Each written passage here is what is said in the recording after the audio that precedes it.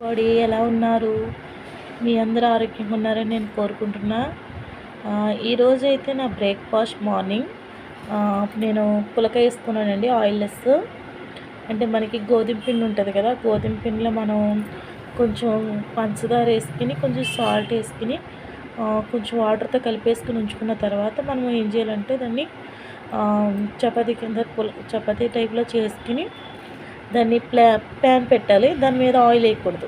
Only ఈ చపాతీ వేసిన తర్వాత తిప్పుతూ ఉండి తర్వాత తీసేసి గ్యాస్ మీద వేస్తే ఇది పులక టైప్‌లో ఉబ్బుతుందండి. చాలా స్మూత్‌గా బాగా నీట్‌గా వస్తుంది. అండ్ ఇందులోకి కర్రీ ఏంటంటే ఇది కైమా ఉంటుంది కదండి. కైమా దానికి జీడిపప్పు అవి వేసుకొని మనం కైమా తెలుసు కదండి.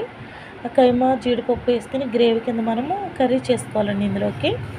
అండ్ ఇందులోకి నంచుకోవడానికి క్యారెట్, నిమ్మకాయ, ఉల్లిపాయ.